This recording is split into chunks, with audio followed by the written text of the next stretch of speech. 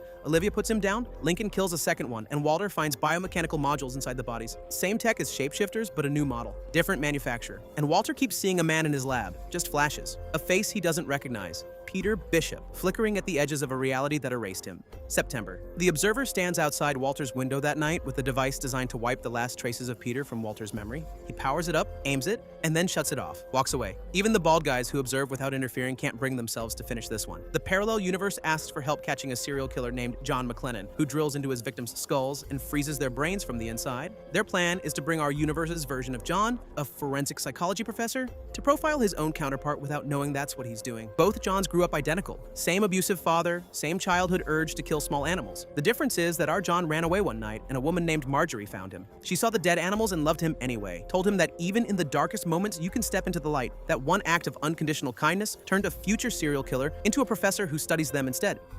The parallel John, who never met his Marjorie, hooks his counterpart up to a machine that lets him experience memories directly. He wants to feel what it's like to have been saved. When he does, the weight of every life he took hits him all at once. He kills himself before the team can reach him. Our John wakes up in the hospital having forgotten everything about the parallel universe and about Marjorie herself, but he still remembers what she said to him. The words survived even when the memory didn't. Meanwhile, Walter has covered every reflective surface in his lab because the man he keeps seeing appears in mirrors, in television screens, in the glass of picture frames. Now the voice starts. Peter Bishop, asking Walter for help from inside the static of a reality that says he was never born. Two teenage boys are found dead in a service tunnel, decomposed far beyond what the timeline allows, covered in fungal growth. There's a third boy, Aaron, who is there but isn't infected. Walter bonds with him immediately because of course he does. Lonely genius meets lonely kid, and suddenly Walter's explaining how he lost Peter to a boy who lives with neighbors because his dad died and his mom is in Europe. The fungus isn't a fungus. It's a single organism with a network that functions like a giant brain, and it's made a psychic link with Aaron. Kill the organism, kill the kid. The thing keeps growing, spreading under city blocks, breaching a subway station. Broyles gives the order to destroy it regardless. And Walter almost performs his own lobotomy to stop the visions of Peter. He's got the surgical tools out, he's positioned the instrument, and Olivia walks in just in time. She stops him and shows him a sketch she drew of the same man Walter's been seeing. They're both haunted by someone who, according to every record in existence, was never real. Olivia starts getting hit by electromagnetic disturbances that follow her around. Metallic objects flying through the air, time distortions rippling through rooms. Walter thinks it's connected to the Cortexiphan trials and traces it to Subject 9, a kid named Cameron James who could astral project. Walter leaves the lab for the first time in 3 years to help find Cameron. The man has a panic attack in a hotel room because he's convinced the bedspread is contaminated. He also drops the detail that in this timeline, Elizabeth Bishop killed herself not long after Peter died. No second Peter to save. No reason to keep going. Walter tells Olivia he's glad she can't see him like this. They find Cameron, who resents Walter for everything the trials did to him. When the disturbance appears again, Cameron tries to destroy it, but Olivia sees something inside, a human shape. She fires her gun to distract Cameron, and the disturbance vanishes. Then Broyles calls. A man has appeared in Ryden Lake, knows classified details about Fringe Division, asking for Olivia by name.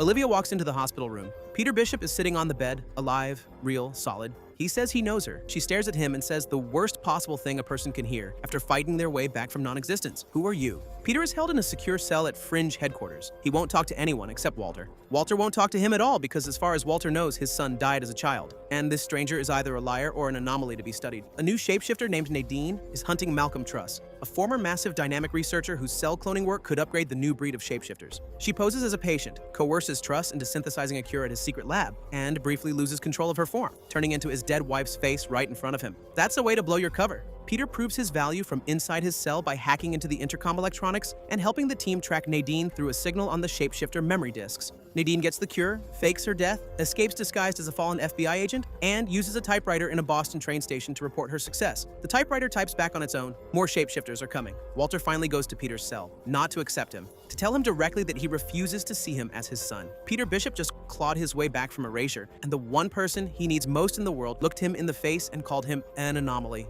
Time starts glitching across the eastern seaboard. A building reverts to its fire-damaged state from 4 years ago. A train barrels through on tracks that were decommissioned in 2008. An FBI agent walks through an invisible barrier and disintegrates. The team brings Peter along because they think his reappearance might be causing the tears. He maps the events and discovers they follow a golden spiral. At the center, they find a suburban house wrapped in a time bubble built by Raymond Green, an engineer using his wife Kate's physics research to travel back 4 years. Kate has rapid onset Alzheimer's. Every day, Raymond activates the bubble, spends time with the version of Kate who still has her mind, and begs her to finish the equations that would make the bubble permanent.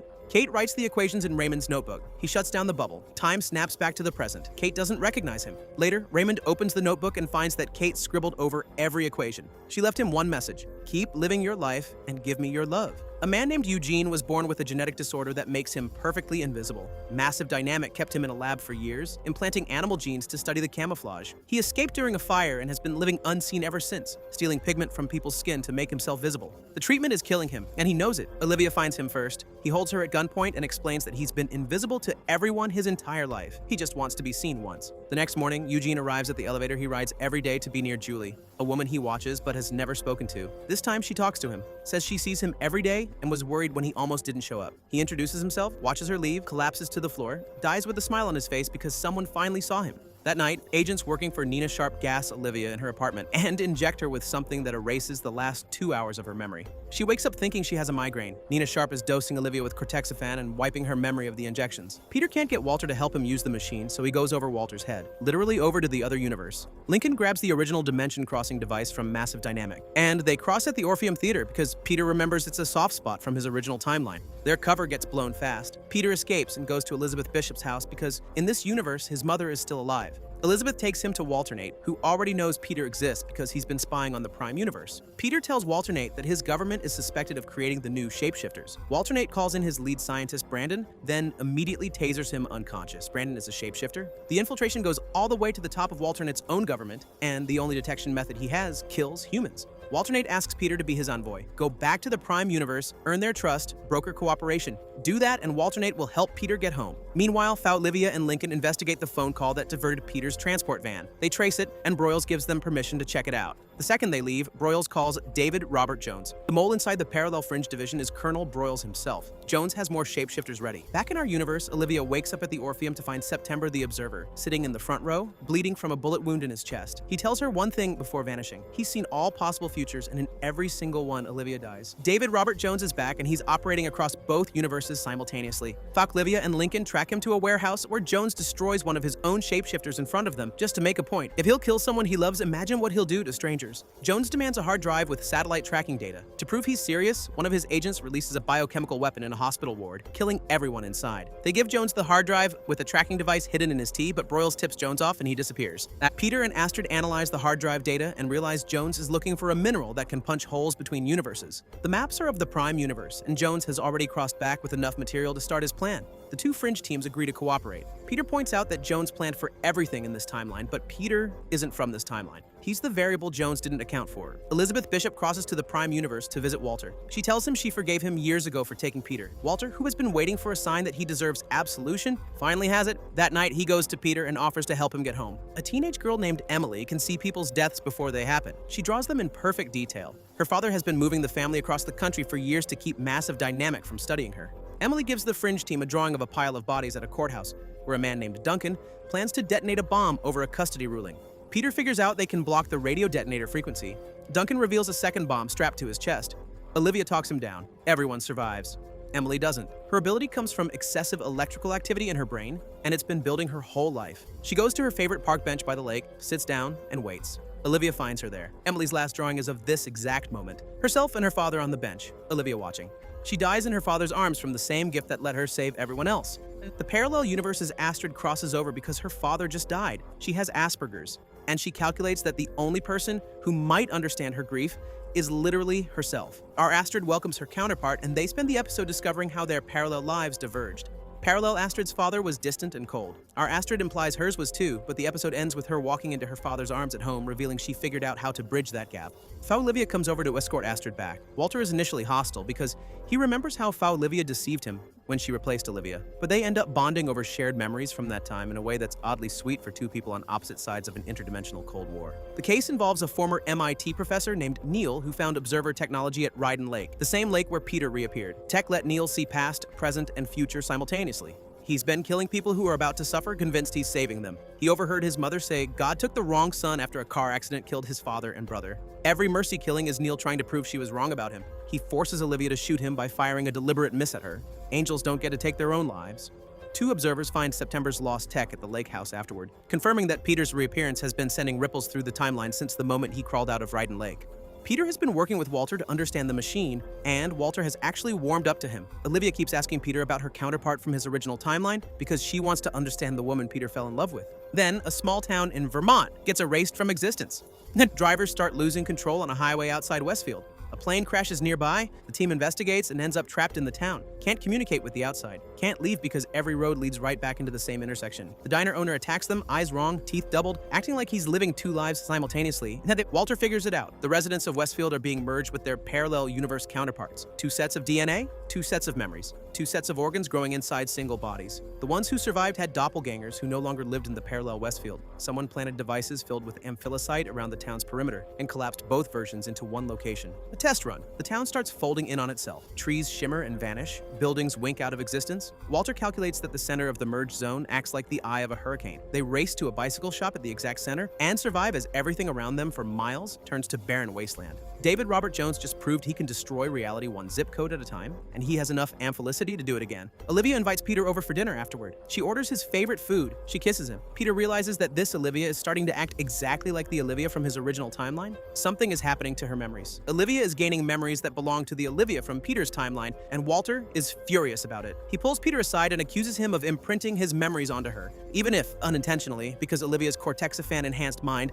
was emotionally attuned to others as a child. Peter might be rewriting her personality just by being near her. The case involves a teenage boy in a mental institution who describes a distant murder in perfect detail while in a trance. Walter discovers the boy was conceived through in vitro fertilization by a doctor who modified his own DNA and donated it to dozens of patients, trying to reintroduce primal instincts into humans. The children who share this genetic trait operate like a hive mind, and they're killing anyone who threatens to expose their nature. Walter finds Cortexiphan in Olivia's hair samples. Someone has been dosing her. They confront Nina Sharp and inspect the Cortexiphan supply at Massive Dynamic. The vials are fakes, potassium iodide with food coloring. Nina is implicated.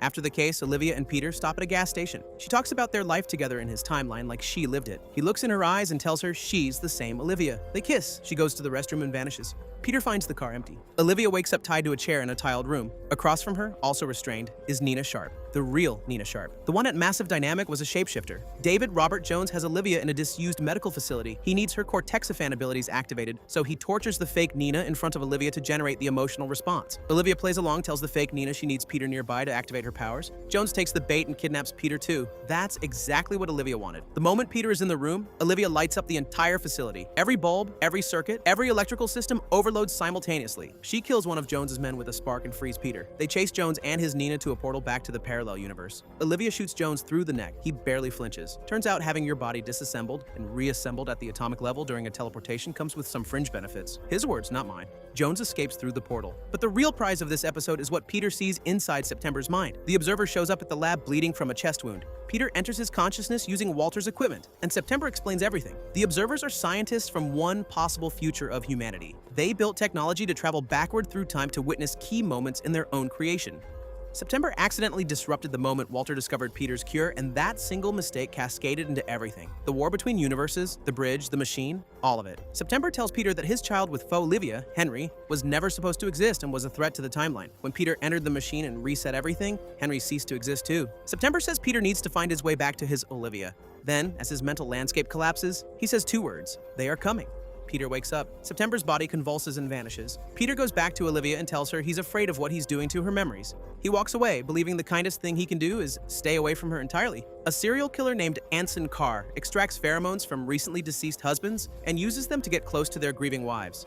He's trying to reverse engineer love on a chemical level. It's a deeply disturbed man's attempt to bottle something he's never felt. Olivia discovers that the memories from Peter's timeline aren't just supplementing her own, they're replacing them. Her original memories are fading. Nina is terrified. Olivia should be too. Instead, she talks to the latest victim's wife and realizes something. She's not losing herself. She's becoming herself. The love she feels for Peter isn't an implant, it's real. Peter, meanwhile, has fled to New York to put distance between himself and Olivia. Walter calls him back because he discovered that September implanted something in Peter's eye from nanny cam footage. It's a tiny disc containing an address. At the address, Peter finds a cache of observer equipment, including a beacon. He activates it, and September appears. Peter asks how to get back to his original timeline. September tells him to stop looking. He's already home. He was never truly erased. The love his friends had for him, and his love for them, pulled him back. This is his timeline. These are his people. The Olivia he's been running from is his Olivia. Peter walks outside. Olivia is standing on the street. They meet in the middle and kiss. The four-season love story finally has its moment. Olivia accepts the memory replacement and fails a psychiatric evaluation. She's pulled from field duty. Lincoln, who has been quietly nursing a crush on Olivia all season, gets put in charge and has to swallow the fact that Peter won the only competition that mattered. A passenger on a plane transforms into a beast after injecting himself with a designer drug. Peter recognizes the case from his original timeline, where the same man, Marshall Bowman, fully transformed mid-flight. This time, the plane lands safely, but Bowman transforms during TSA questioning, attacks the agents, and dies. His accomplice Daniel Hicks gets the same drug and transforms, injuring Lincoln before escaping. Walter discovers the creatures are part of a breeding program. Jones is using human volunteers who inject themselves with a transformation drug, burn through their body fat for energy, and become flying, nocturnal predators. The episode ends on a container ship at sea holding cages full of paired creatures, beasts from previous Fringe cases. Jones isn't just creating soldiers, he's building an ark. Lincoln volunteers to deliver case files to the parallel universe because everyone in this universe has paired off, and he's the odd man out. On the other side, he and Olivia catch a case involving a vigilante who's killing criminals and stealing their faces. The vigilante is a prototype shapeshifter named Kanan. Jones recruited him with promises of making him special, then abandoned him when the experiment produced flaws. Kanan still has his humanity. He remembers his girlfriend's son. He wanted to be remembered by someone. He's been living in an abandoned church surrounded by the mutilated bodies of the faces he's worn. Lincoln convinces Kanan that Jones sees him as nothing but a failed experiment. Broyles, still working as Jones's mole, tips off the alternate Nina, who sends an assassin. During the transfer, the assassin shoots from a rooftop. Olivia lands an impossible shot and hits the sniper, but not before he puts a bullet in the alternate universe's Lincoln Lee. He doesn't survive. Kanan, angry at the betrayal, agrees to help. He shapeshifts into the assassin's face, walks into Nina's secret base, and triggers the alarms deliberately, letting the Fringe team storm the facility. They find a tracking grid of every active shapeshifter. Lincoln takes Kanan back to our universe to see if Walter can undo the damage, then tells Olivia he's staying on her side. He found where he belongs. It just happens to be a different universe. Walter crosses to the parallel universe for the first time since he took Peter as a child. He apologizes to Colonel Broyles for everything his actions caused. Broyles asks if he'd do it again, knowing the consequences. Walter says yes, because it brought him his son. The case is brutal. 3 people in our universe die simultaneously when they're thrown into the air and slammed into the ground by invisible force. Their parallel counterparts died in a plane crash at the same time. Jones is synchronizing people across universes, and when one side dies violently, the other side mirrors it. A woman in our universe drowned standing in the middle of a store because her counterpart's taxi drove into a river. Walter figures out that Jones is trying to synchronize both entire universes at the same frequency. If he succeeds, both collapse. The mole hunt finally catches Broyles. Olivia tricks the captured Nina into revealing his involvement. Broyles was cooperating with Jones because Jones was providing medicine that cured his son Christopher, who'd been suffering since the Candyman incident. Healthy son, thriving at school, no vision or mobility problems. Jones's price was sabotage. Broyles doesn't run. He turns himself into our universe's Broyles before the team arrives. Walter tells Olivia to go easy on him. He did it to save someone he loved. Walter would know. This episode flash forwards to 2036 and changes the entire direction of the show. In 2015, the observers stopped observing and started conquering. They seized control of human civilization and turned it into a totalitarian police state. Fringe Division tried to fight back and got crushed. The survivors were kept around as glorified beat cops to police the human population. In 2036, FBI agent Etta Bishop and her partner Simon Foster recover Walter's body from Amber. He'd encased himself and his team deliberately after the takeover. They free him, but his brain is damaged. He can't build the anti-observer device he designed because he's missing the brain tissue that William Bell removed years ago. They break into the old massive dynamic facility in observer-controlled Manhattan to retrieve the missing brain piece. Security is everywhere. Observers read minds. They restore Walter's memories, which makes his personality shift to aggressive and harsh, the version of Walter that existed before Bell cut pieces away. Walter leads them to where Peter, Astrid, and William Bell are ambered. They free Astrid, but the equipment malfunctions. Simon pushes Peter free by sacrificing himself to the amber. Walter cuts off Bell's hand because they need it to access something. Just the hand. As the group escapes, Peter realizes something. Etta Bishop is wearing a spent bullet as a necklace. She's his daughter, the little girl who disappeared during the Observer invasion. She grew up in a world controlled by the people who took her parents away, and she became a resistance fighter anyway. September told Walter the truth before the invasion. The Observers destroyed the Earth by 2609 and traveled back to take it for themselves. Walter had a plan to stop them. The plan was fragmented across his damaged memory. And this episode just told the audience that Season 5 won't be about parallel universes at all. It'll be about saving the world from its own future. Simultaneous earthquakes strike identical locations in both universes. Jones is using Cortexiphan subjects as living synchronization points, linking each one to their parallel counterpart to force both universes into the same frequency. When the quakes reach critical mass, both universes collapse and Jones rides it out in a pocket reality he built using the Westfield technique. The Fringe team captures our universe's Nick Lane and disrupts his link, but the earthquakes continue across the planet. There are too many Cortexiphan subjects synchronized too deeply. Walter calculates the next set of quakes will end everything. The only solution is to shut down the bridge, cut both universes off from each other permanently.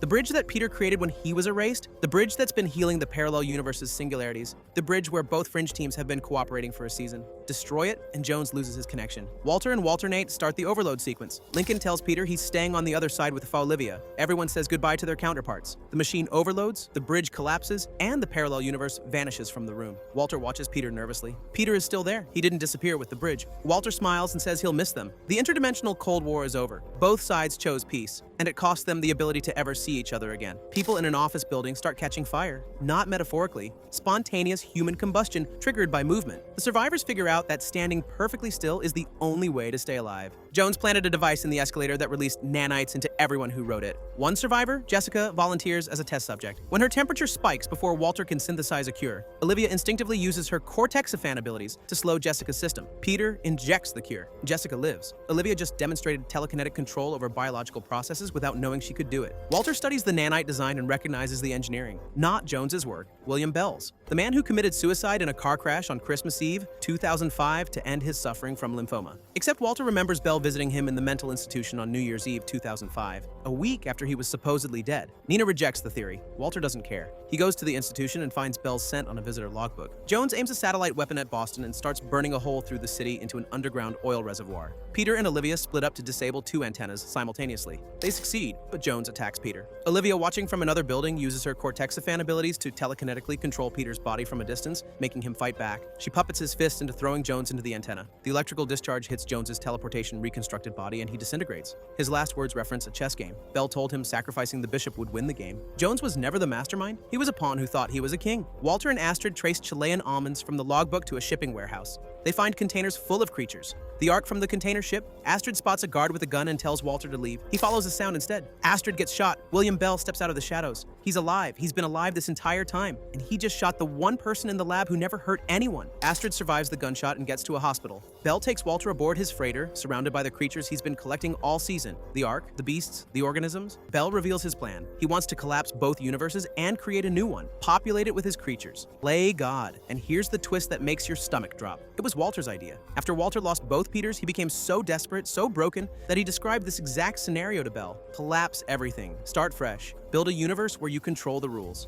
Walter later realized how insane that was and begged Bell to remove pieces of his brain to kill the idea. Bell removed the tissue but kept the vision. Everything Jones did, every shapeshifter, every experiment, every act of terrorism across both universes, was Bell executing a plan that started in Walter's grief. The Fringe team tracks the freighter but can't see it because it's already partially synchronized with the parallel universe. Only Peter can see it. Olivia uses her Cortexiphan abilities to cross both of them onto the ship mid-jump from a helicopter. Bell tells Peter the process is irreversible because Olivia's abilities are the power source. Every activation this season, the nanites, the satellite, all of it was designed to charge Olivia like a battery. She's the engine of the collapse and she can't turn herself off. Walter picks up a handgun from Bell's display case and shoots Olivia in the head. The collapse stops immediately. Bell's plan dies with her brain activity. Bell rings a small bell and vanishes before Walter can shoot him too. Walter then performs emergency surgery on Olivia right there on the deck of a freighter in the middle of the ocean. He makes an exit wound with a letter opener, pushes the bullet out with an antenna, and bets everything on the Cortexiphan in her system, regenerating the damaged tissue. It works. Olivia wakes up. The bullet is out. Her brain is healing. The Cortexiphan saved her life, but Walter suspects her abilities are gone forever. Broyles gets promoted to general. The government increases Fringe Division's funding. Olivia tells Peter she's pregnant. Then September appears in Walter's lab one last time. We must warn the others. They are coming. The observers aren't just watching anymore. 21 years after the observers invaded. The year is 2036. The sky is gray. The air is being converted to something the observers can breathe. Central Park has a carbon monoxide emitter the size of a skyscraper. Humanity lives under occupation. Etta Bishop, Peter and Olivia's daughter, the little girl who vanished during the invasion, is now a resistance fighter working undercover as a Fringe agent. She's already freed Peter, Walter, and Astrid from the Amber. Now they need Olivia. They trace Olivia's Amber block to a black market dealer. Edward Markham, the bookseller from seasons past, bought her Amber because he's been in love with Olivia since the first time he saw her. They recover the block, free Olivia, but Walter gets captured by the observers in the process. Captain Winmark, the lead observer, probes Walter's mind. Walter tries to block him by thinking of music. Winmark tells him there is no music in this future. Nothing grows from the scorched earth. Winmark finds the fragmented plan September hid in Walter's memory and tears through it like a filing cabinet. Peter and Olivia reunite, 21 years apart. She ambered herself before she could find their daughter. He spent years searching for Etta before he was ambered too. Their marriage fractured during the invasion, and they separated before either went into the Amber. Etta breaks Walter out of the observer facility using her Fringe credentials. They try to use the Transilliance thought unifier to reassemble Walter's memories, but it fails. Winmark destroyed the fragmented plan during the interrogation. Their one hope is gone. Walter wanders outside that night and finds a sculpture made of broken CDs. In a bag nearby, an intact disc. He puts it in a car stereo and Yazoo's Only You plays. First music he's heard in this dead world. He cries. Then he sees a single dandelion pushing through the rubble. Walter remembers that he documents everything. If the plan existed in his head, it probably exists on tape somewhere. The old Harvard lab is a no-go zone controlled by observers and Loyalists. But Walter knows about steam tunnels that run underneath. They sneak in and find the lab partially encased in amber. A Betamax video camera is visible just inside the amber wall. A Loyalist officer named Gail Manfredi wanders into the lab to feed pigeons. Etta captures him and interrogates him using observer technology that ages a person decades in seconds. The device bothers Olivia deeply. This is what the occupation has made her daughter into. Walter builds a laser from lab scraps to melt the amber. They need power. The campus substation is in the science building, which the observers use for experiments. Peter and Etta use Manfredi's access code and a pig's eyeball to fool the retinal scanner. Inside, they pass labs where a woman has stitches in her head and an observer sits in a room full of human brains. They find Simon Foster's severed head attached to a machine, still blinking. Etta's former partner, still alive, just the head. Peter stops her from shooting and promises the observers will pay for this. They retrieve the camera. The tape shows Walter explaining that the plan to defeat the observers is documented across a series of videotapes. Recover all the tapes, follow the instructions, save humanity. Etta drives Manfredi to a remote location. He admits he became a Loyalist because he's a coward. She lets him go, something she saw in Olivia's eyes. Kind of pity that somehow looked like faith that humans are supposed to win.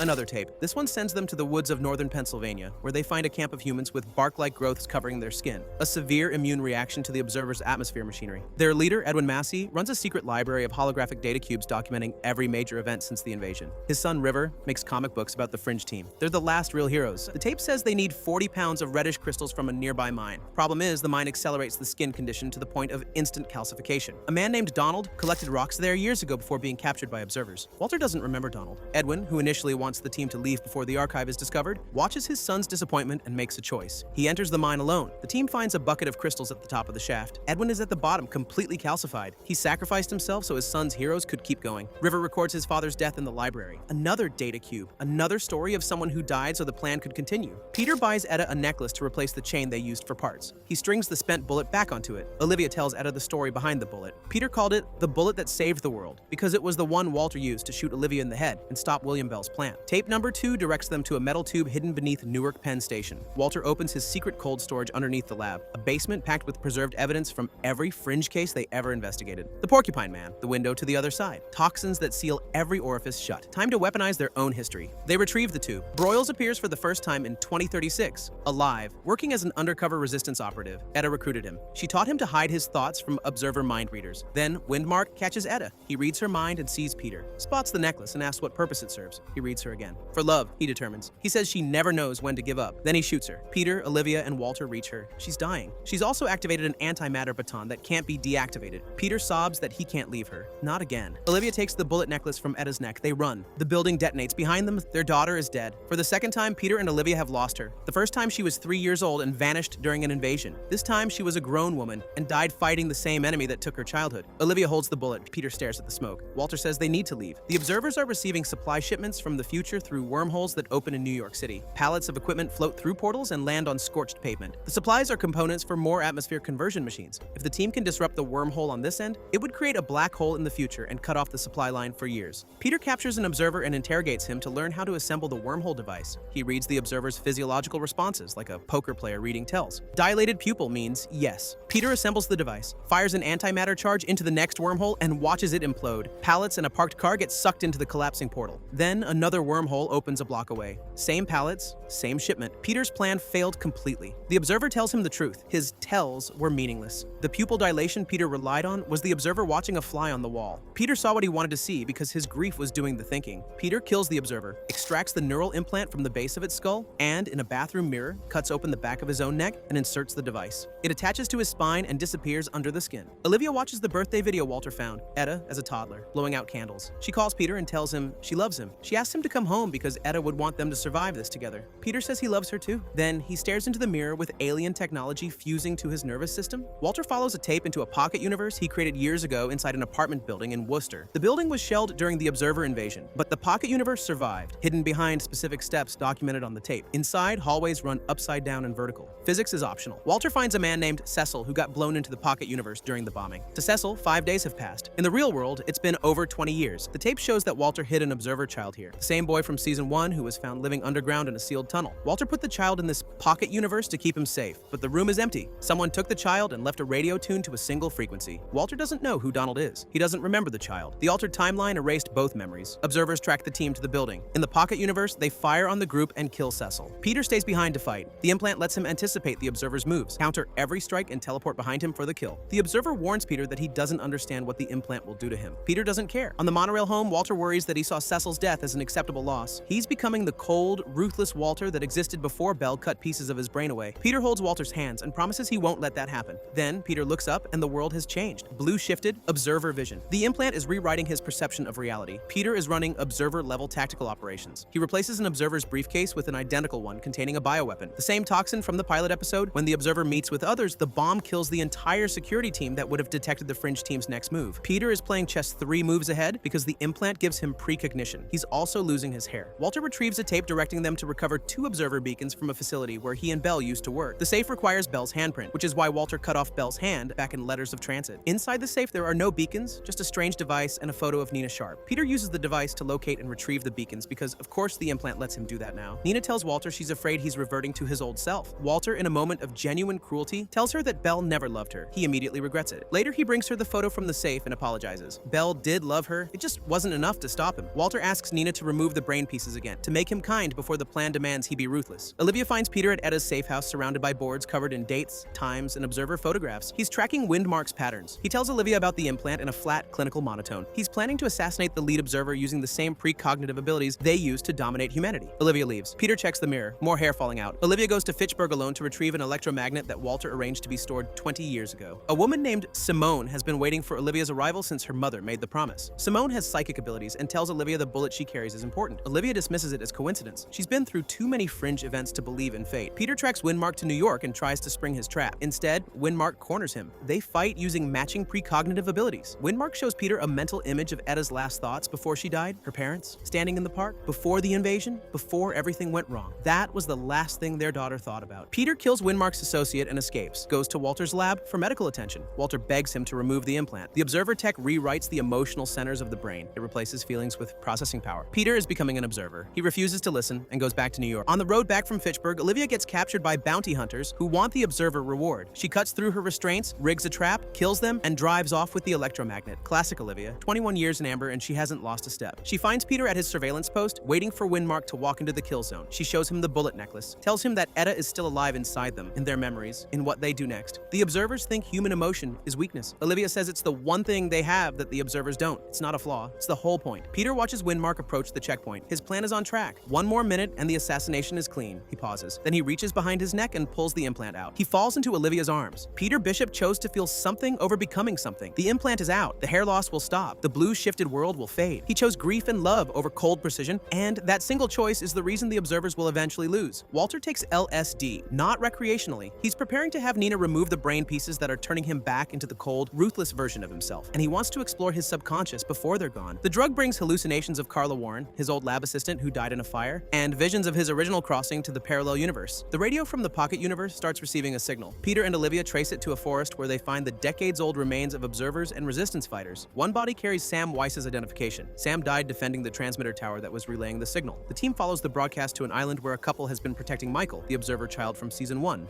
for over 20 years. Donald left the boy with them and told them to activate the signal every 5 days. Walter's drug trip forces him to confront who he was and who he's becoming. His hallucination of Carla leads him to a hidden notebook containing his original designs, including the device that crosses between universes. She warns him that reading it will unleash the part of him he fears most. Walter looks up and sees himself standing across the lab, grinning. Michael recognizes Olivia despite the fact that they only met in the original timeline. Whatever Michael is, he remembers things that were erased. The team needs Michael to communicate, but the boy doesn't speak. Walter suggests putting him in a medically induced coma and probing his brain. Everyone else says absolutely not. They go to Nina Sharp for help. Nina takes them to a black lab left over from Massive Dynamic, filled with observer corpses she'd been studying. They try a mind-computer interface, but Michael's brain is too advanced for the software. They need a second device from the Ministry of Science storage facility. Windmark is already suspicious. He reads the sound waves from Olivia's phone call to Nina and catches the words child observer. When Nina doesn't return to her office, he starts hunting. The team recovers the devices. Olivia looks up at a window in the storage facility and sees Windmark interrogating a worker. Nina's location is compromised. Nina knows the observers are coming. Michael touches her face and shares something. Whatever she sees makes her eyes go wide. She hides the boy, then waits for Windmark. He probes her mind. He calls Michael an anomaly that should have been destroyed. He sees the observer corpses in the lab and says, "You animals." Nina tells him that for beings who claim to have evolved past humanity, the observers still do an involuntary head tilt that's lizard-like. Windmark orders the loyalists to restrain her for a deeper probe. Nina grabs a gun. Windmark says she can't hurt him with it. She says, "I know," and turns it on herself. Nina Sharp dies to protect the child who might save humanity. The observers leave without finding Michael. Peter discovers from security footage that she killed herself to keep them from reading her mind. They find Michael hiding under an observer corpse. He sees sees Nina's body and cries a single tear. Back at the lab, Michael touches Walter's face. Walter experiences a flood of memories, some from the original timeline, and sees the face of a middle-aged man, Donald, the man they've been looking for. Donald is September, the observer who started everything. Walter uses the sensory deprivation tank to explore the vision Michael gave him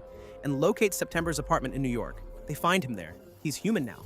The observer stripped his implant and performed a biological conversion as punishment for helping the Fringe team. He took the name Donald from Donald O'Connor because he watched Singin' in the Rain, and it made him feel something for the first time. September explains the origin of the observers. In 2167, a scientist in Norway conducts an experiment to develop human intelligence by sacrificing emotion. The results evolve over centuries into the observers. They develop asexual reproduction. Michael was born from September's genes, but came out wrong. He has both intelligence and emotion, a defect by observer standards. He was scheduled for destruction, but September hit him in the past instead. The plan is this: send Michael forward in time to 2016-70. Show the researchers that emotion and intelligence can coexist. Prove the original experiment was based on a false premise. If they never run the experiment, the observers never exist. If the observers never exist, they never invade. Time resets from the point of their first interference, which means 2015, which means the invasion never happens, which means Etta grows up with her parents. Then Walter confides in September that he's afraid the plan requires him to die. September reminds him of the white tulip, the sign of forgiveness Walter once received from a time-traveling scientist. September recovered the tulip for the future. Walter will find his redemption when he finds it. At a train station, Michael steps off the train before Olivia can stop him, walks calmly into the hands of loyalist guards, lets himself be taken to Windmark. The child who holds the key to erasing the observers from existence just surrendered voluntarily. He has a reason. They just don't know it yet. Windmark tries to read Michael's mind on Liberty Island. Anomaly X B678-3746. That's what the observers call him,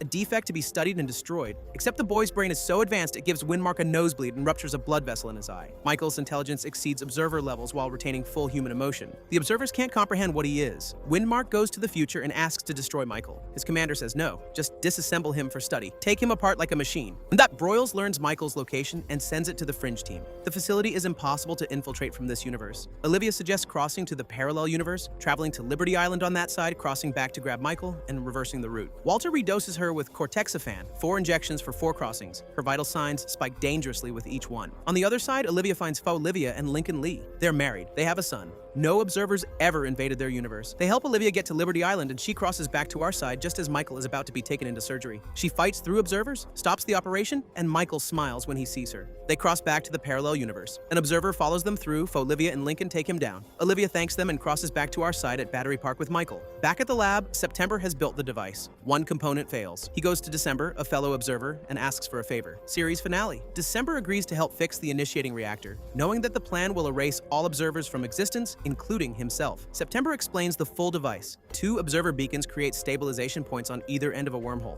The electromagnet from Fitchburg launches 1 beacon into 2167. The red crystals from the mine keep the wormhole stable, and Michael walks through to meet an agent who takes him to the Norwegian scientist. If the scientist sees Michael, proof that emotion and intelligence coexist, he never runs the experiment. The observers are never created. But Olivia and Peter find December hanged and the reactor stolen by observer forces. No technology in 2036 can replace it. Olivia looks at Michael for guidance. He puts a finger to his lips. Quiet. Astrid gets an idea. They don't need to build their own wormhole. They can hijack one of the observer supply lanes, the same wormholes that ship equipment from the future. They raid the observers using biological weapons from Walter's cold storage.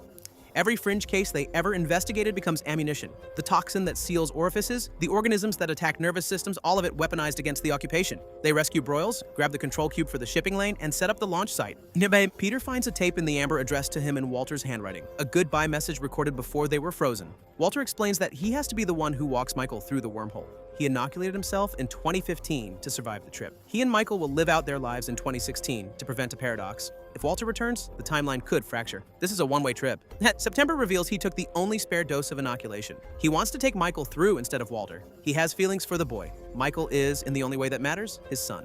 The team hijacks the shipping lane and launches the first beacon through. As they prepare to send Michael, Windmark arrives. September, Peter, and Olivia fight him. Windmark throws Olivia to the ground. The bullet falls out of her pocket. Etta's bullet. The bullet that saved the world. Olivia looks at it and something ignites. The residual Cortexiphan from her doses in the previous episode, combined with the emotional force of everything that bullet represents. Her daughter, her sacrifice, the future they're fighting for.